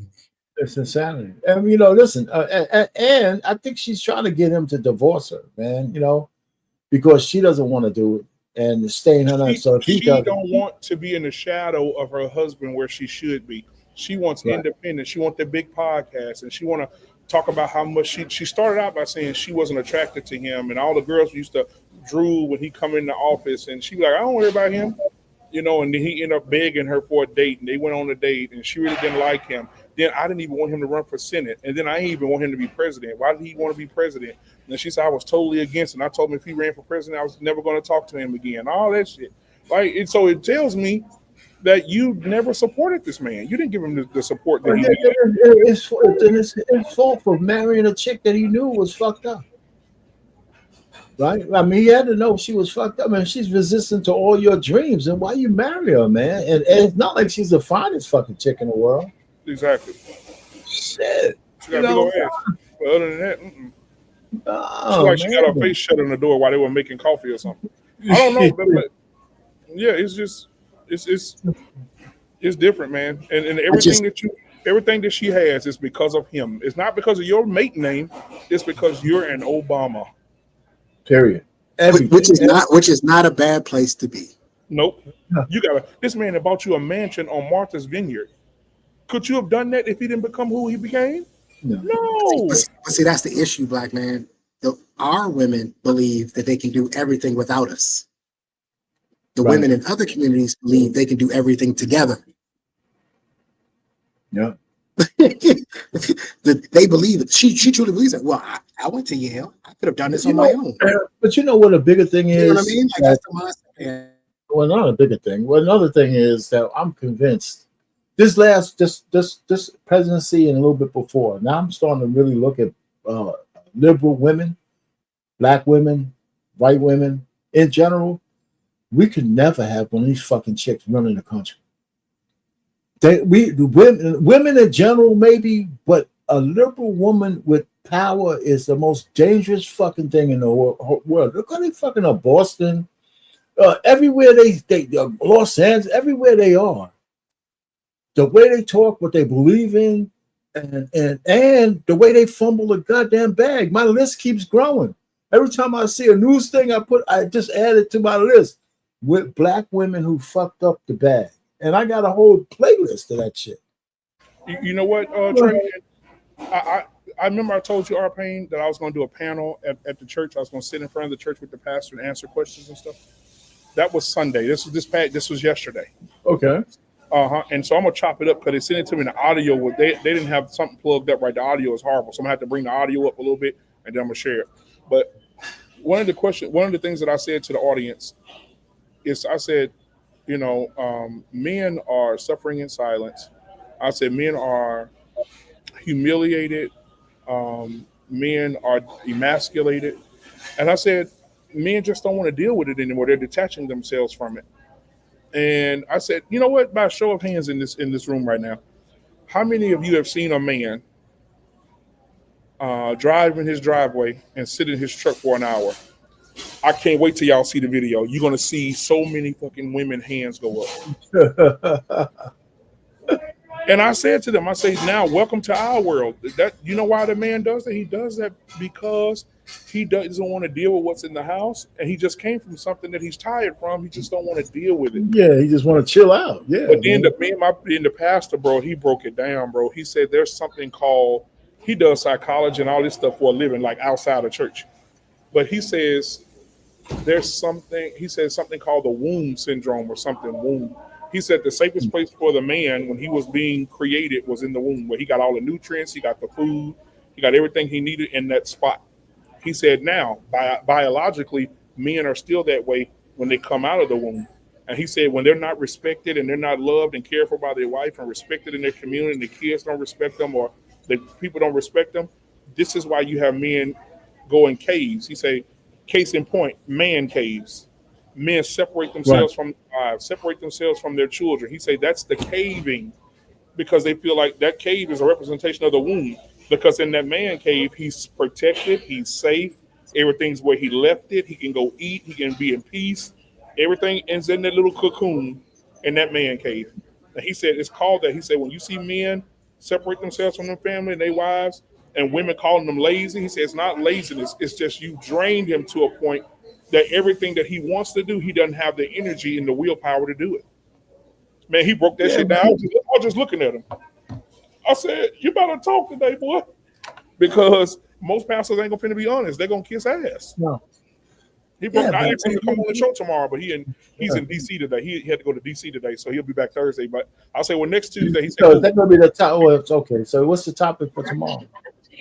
Tomorrow, I got it wrote down in my pocket. Yeah, that's all right, man. I mean, it's cool. I mean, we'll figure it out. But why you getting that?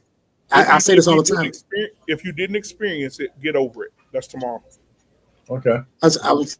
I would say this all the time. If you really sat and talked to husbands and got the real deal, where there was no backlash and there was no retaliation, and really got a chance to actually listen to them talk, you'll see why I feel the way I feel about marriage.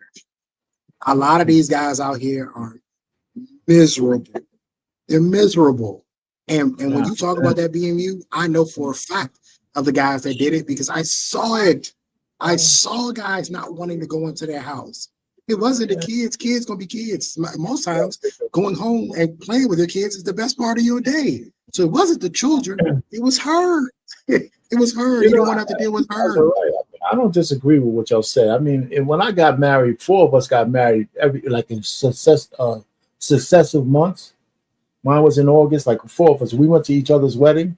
I'm the only one still married. One marriage lasted just like less than a year. The other 2, one lasted maybe 10 years. The other, all of them got divorced. But you know what? But I heard, you know what, R-Pain? This is the kind of shit that be pissing me off. See right here? That everybody think a man being emotional has something to do with him being spazzing out or crying. No, sometimes, like I heard a woman say today, man, we got to talk about this lady. It's called a good wife or some podcast. But it's a white lady. And when I tell you she be cooking, she said today, she said, women will be in the car with their husband and your husband want to play around with you. He wants you to stroke the back of his neck while he's driving. He wants you to have sex with him. Stop withdrawing those things from your man, because when you withdraw those things from your man, he becomes different, and then you don't like what he's becoming, but you're the creator of what he became. DMU, I am a testament to that. My last relationship, I would go and go play with her, flirt with her, grab on her, fondle her, I guess you want to call it, whatever, just trying to, spark something. And she stop. Stop.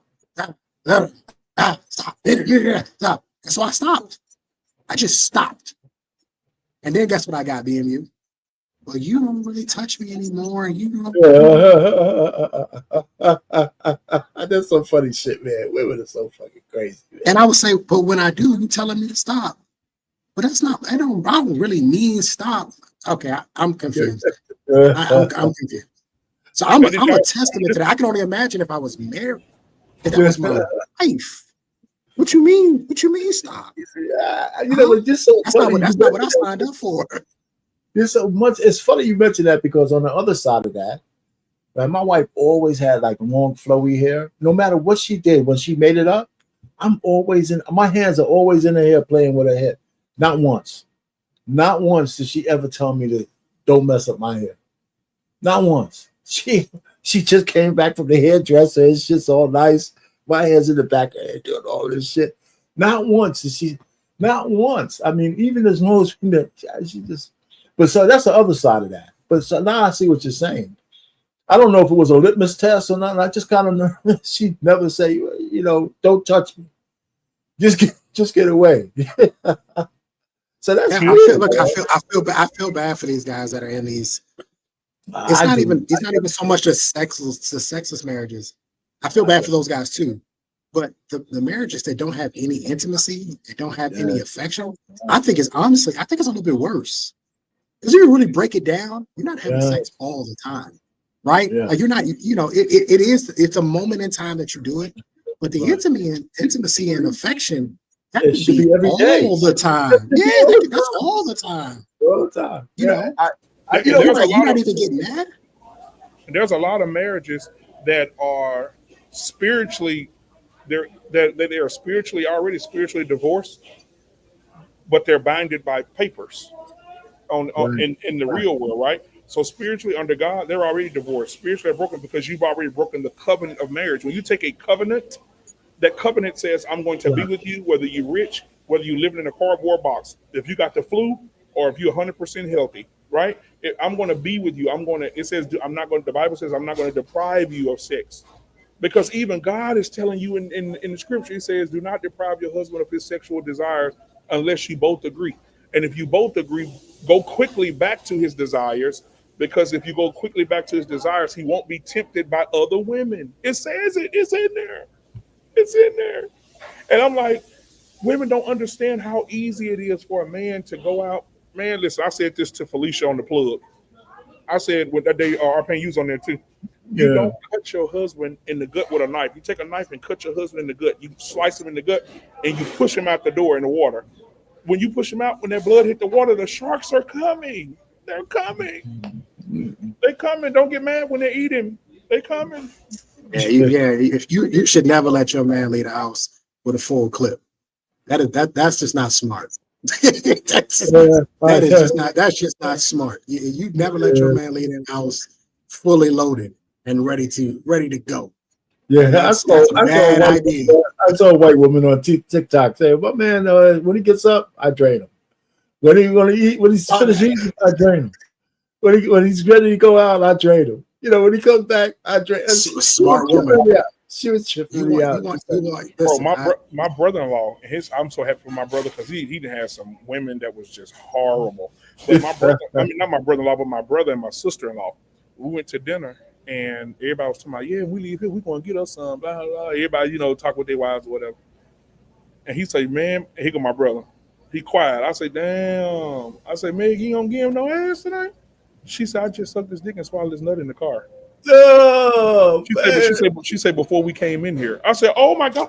I said, she said, so don't play me. I already ate him up before we came in here. I said, She said she gave him the appetizer to the meal. She was. I looked at my brother. He like this. Yeah, that's some funny shit, man. Hey, I'm telling you some truth. I dated this Jamaican girl. You couldn't leave that house. Where you going? Oh, I'm gonna go chill with the fellas. 1 second. Oh, geez. You wasn't leaving that house, bro. You wasn't leaving that house like that. And I asked her. I said, where you get that from? Like your mama teach you that or something? She said, well, yeah, I got a little bit of it from my mom. So parents were married for a long time. No, I got a little bit. But she said, if I don't do it and you going out into these streets with all these other women, she's like, one of them gonna do it. She's like, I can't have you out there fully loaded, locked, and ready to go. That's crazy. Now, that's what I'm saying. On the flip side of that, I do have another brother.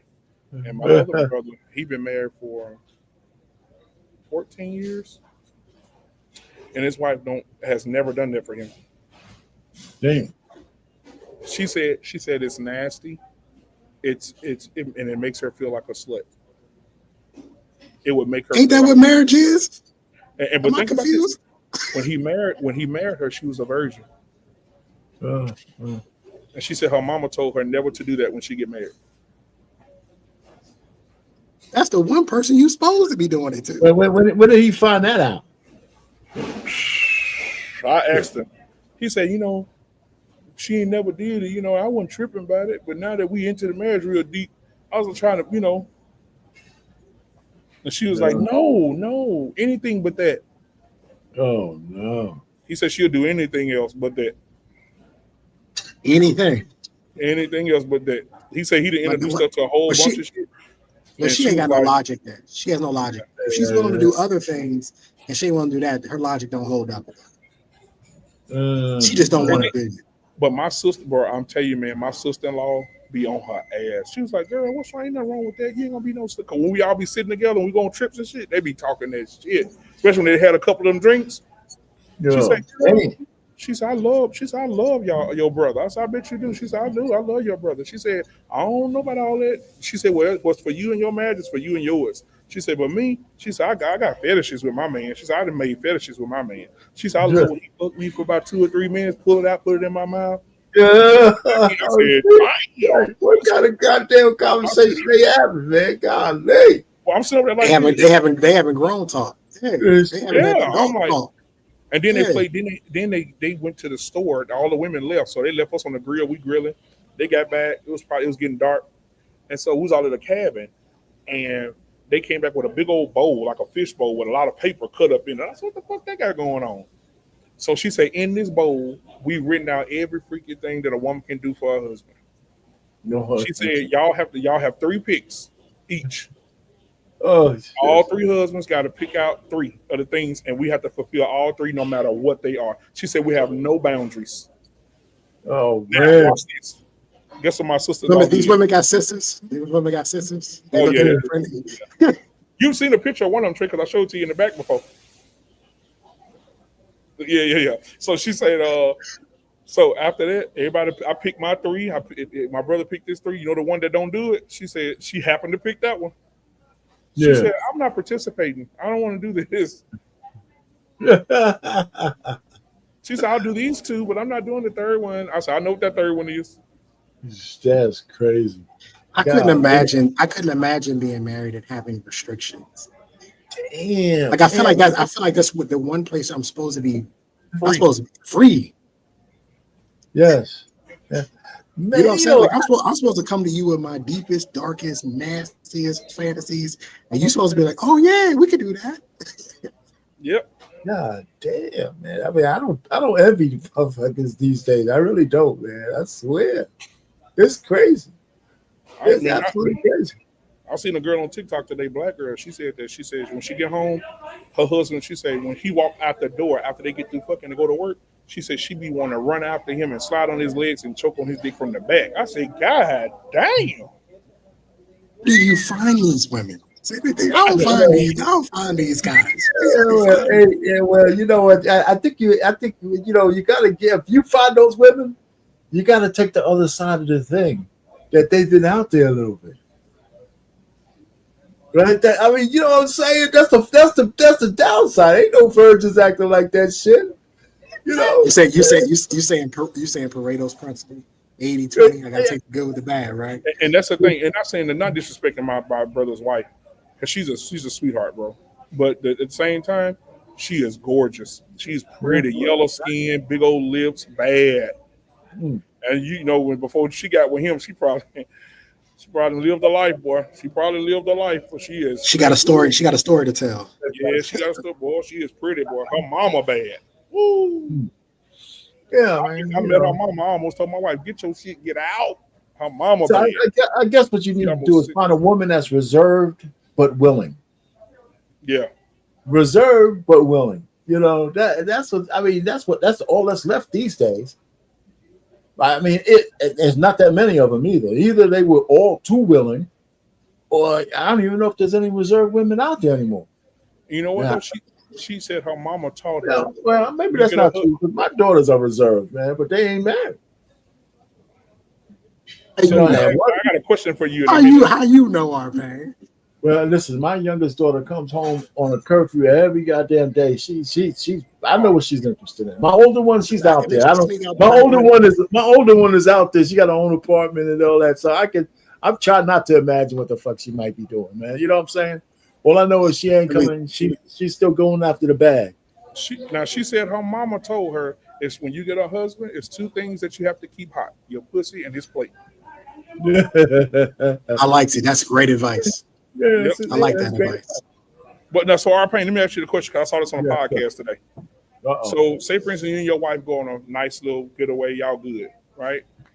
But then your wife get a call and she have to come back home or whatever, and y'all come back home and you just loading in all the bags, and you happen to walk past the room and you see a dude fucking your daughter. Like you catch your daughter, a dude knee deep in that ass. What are you going to do? This is what they asked the fathers on that panel. What none of them can say. They were speechless. So I'm asking you, what would you do? Listen, because you know what, I'm speechless because I don't know what I'm gonna do unless that shit happen. Because right now that would be the furthest thing from my mind. Right? Yeah. You come in here calling somebody else daddy. Well, yeah. If I come to my house and my daughter's doing all that, man, I'm saying, you know, what else? Well, let me ask you, what is the guy supposed to do? Tell that guy. And she called him daddy too. He's wearing her out. He's wearing her out. What you gonna do? Well, you know, he might offer him thinking that it was an SA situation. You know, she be an SA. Boom, boom, boom. You know. So, but no, I don't know what I do other than I know I tell the guy, get your ass up and get the hell out of my house. And he pulled out that. He pulled that thing out and it just dropped down. Wow. You know, I'm gonna try not to look. Remember I remember asked Pete that he said he walked in his girl was fucking around. I asked when Pete was mentioning that, you know, Sparta was mentioning that. I said, "Did you look at his?" I said, he caught his girl fucking this guy. He didn't tell you that story. Yeah, we was on a paddle. He caught this? Pete Sparta. Oh yeah, he did. He said, Trey, he said the dude was fucking her so hard. He walked in the house, he heard them, but the bad thing about it, Trey, don't fall out your chair. He said his disabled mama was downstairs in the room up under them. Oh, that's fucked up. That's so fucked up. So he was up there wearing her out. You know, and so he told the story, right? And everybody was so disrespectful. That's so everybody was quiet for a second. That's the most disrespectful shit I've heard in my life.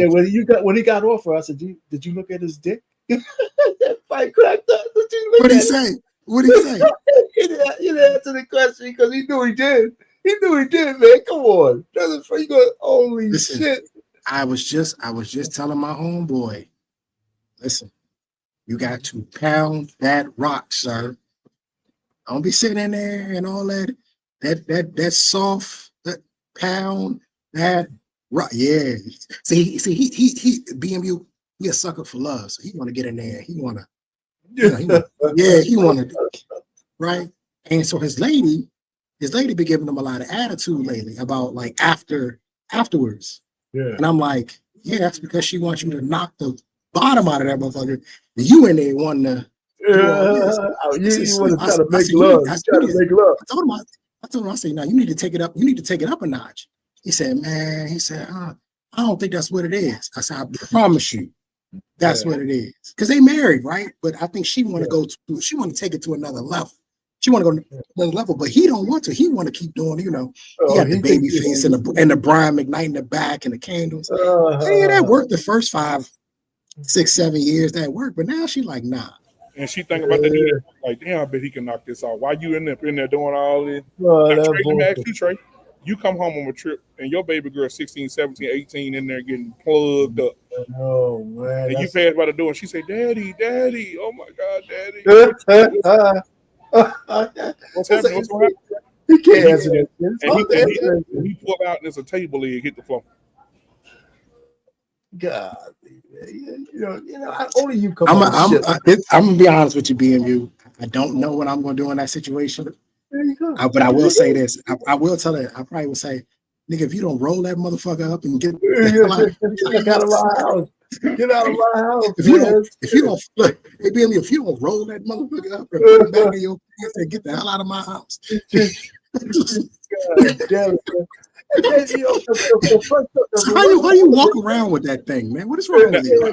Now the second question they asked, I hope y'all read it. The second question they said, but all the men was acting just like y'all right now. And I wasn't on the panel, but I was saying to myself, man, I don't know what I would do either. Like it would just be it would be a shock.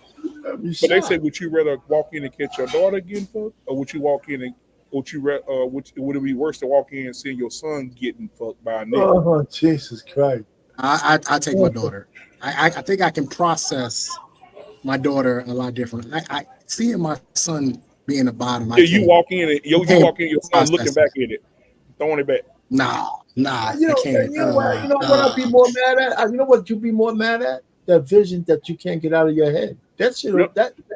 That shit would make me even more mad. Right? Why y'all subject me to this shit? He over there doing the deliverance song. Squeak like a pig. Hey, Trey, what would you do though? What would you say? Would you walk in and say, "Get out my house"? I'm gonna shoot both of them. You know what? That's real. ABMU, because you know why?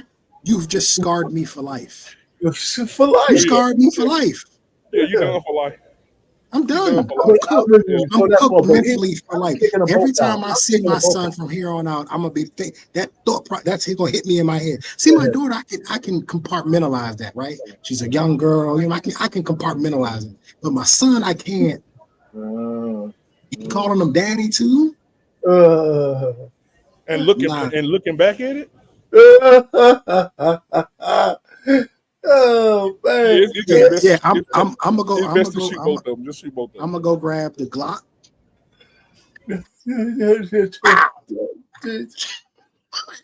Jesus Christ!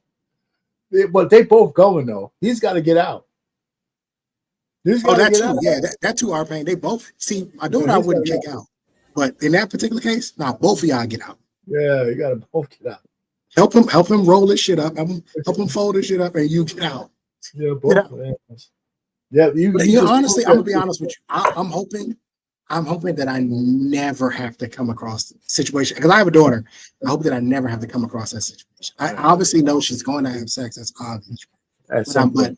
At some point, yeah. But I hope that I never am in a situation where I see my daughter in a compromising position. But here's the thing, though. I'm gonna be honest with you. My brain, if I had to see her. If I had to walk in on her and catch her, I would much rather catch her in a sexual position than on her knees and doing the dirt. Because that right there, that would ruin me, BMU. I'd be like, dang. I had your mama the same way. Right. Dang. Especially if you see it, you walk in on it, and as soon as she see you at the corner of her eye, she pull it all the way back out of her mouth like you say, Daddy. And then she do like this, BMU. She go. Get the fuck out of here, man. Oh, she asked you, Daddy, could you pass me a towel, Daddy? Pass me a towel, Daddy, right quick, please. You know what? I might have to pop her too. She might have to get it. Might have to pop her too. Are you ruined at that point? You know what I mean? Now, Trey. Now I know what will piss you off if the dude looked at you and said, "Man, I was just about to nut. Man, you fucked my nut up." I'm gonna let the whole clip go. If he say that, I'm just gonna hold the trigger down. I'm letting the whole clip fly. Don't you know? He say something. Don't you know? Yeah. Arpad, if he was like, "Yo, you can't knock." It's my house. What you talking about? I'm letting the whole clip go on him. Are you serious? He better be apologetic and sorry. That's the only thing he can be. I'm sorry. Anything else out of that? Barbe, I can imagine, bro. She pulled that thing out of my mouth, be like, "Daddy, I'm sorry." Oh, Jesus Christ. Well, listen, you ain't had no compromising with your daughters. That ain't never happened. You ain't never catch your daughters kissing, nothing like that. No. Listen, my girls didn't have a boyfriend until after they came, until they went to college. Until they were in their whole life before they were 18 and left my house, they had no boyfriend. They were just busy. Man, my mama caught me in the basement. Shorty was pulling up her thong, putting it back in.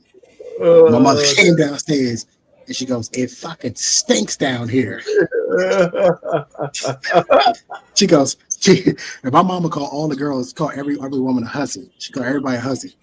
She goes, get that hussy out of my fucking house, and then I want to talk to you. That's funny. For me, it was the laundry room. So at my mama house, you had to go out the back door, and then right beside it was the storage room where the laundry room was. So, because we have basements in Louisiana, so you come around, go in the laundry room. I had her hemmed up, boy, hemmed up. So I'm in there, I'm done. I'm pulling the condom off. I said, "Damn, I ain't got the nut on me." Shit. My mama opened the door. So bring me that basket out, and we both standing there like this. She said, "Put your dick up." I said, "Yes, ma'am." She said, "Monica, I'm gonna call your mama later. Get out, go home." She said, "Yes, ma'am." She said, "Go in there and take a bath. You got nut all over you. Go in there and take a bath." Sit in that living room and wait. Bro, she made me wait in that living room for 3 hours. I felt like I was waiting on the HIV test. I'll sit on the couch like this. She said, "How long you been back?" I said, "I don't remember." She said, "Oh, it's been a long time." I said, because I didn't want to tell her about the lady, because I was about 14, 15. I didn't want to tell her about the lady when I was 12 now. That would have messed everything up. So, hey, BMU, when I had to go, go talk to my mom, and I walked her out or whatever. And my mom, when I got back in, she said, "Hey, you got the nerve to kiss that bitch?" She said it just like that. After everything, she said, "You got the nerve to kiss that bitch?" She said, "Sit down." She just started handing me papers, bro. So I'm like, I'm dead serious. She handed me papers. This is a true story. I'm like, they say Pepco at the top. And then the next piece of paper said, she said, "So if you got enough nerve to be fucking in my house, you could pay some of these bills in this house." Come on. I said, "Come on, ma." I just, she said, "Oh no, she cute. I understand. I get it. I see where you're coming from." She said, "But you grown, right?" She said, "You grown, right?" I said, "It's not like that. Come on." She said, "You grown, right?" She said, "Here you go. Pay that." I just sitting there stupid. Like I was just sitting there like, I don't know what to do. She was like, "Exactly." She's like, if you're not ready to take care of nobody, then you don't need to be doing that. And obviously that didn't stop me. I didn't listen. Right. I just learned not to do it in my mama's house. Exactly. Hey, you can go ahead, Arpan. You got 1 minute, man. I'm sorry. You muted. Yes, the clock is running, man. So you're gonna go out. You gonna end it, or you want me to end it? Yeah, go ahead. Yeah, I'll go out, but you say your last thoughts or whatever. I that's good, man. It was a funny segue into this whole conversation, man. Mr. BMU the disruptor. But I'll bring anyway, this question up Friday at the barbershop because I want to hear what the guys have to say. Yeah, I have too much more to say, man. It was a good thing, man. You know what? This Trump administration doing this thing, man. A lot of people aren't gonna like it, but it's still happening regardless. Yeah, exactly. All right, man. Much love to you, Trey, man. Good seeing you always, my brother. Good seeing you as always, brother. Love you, brother. See y'all, man. All right, love y'all, man. Later.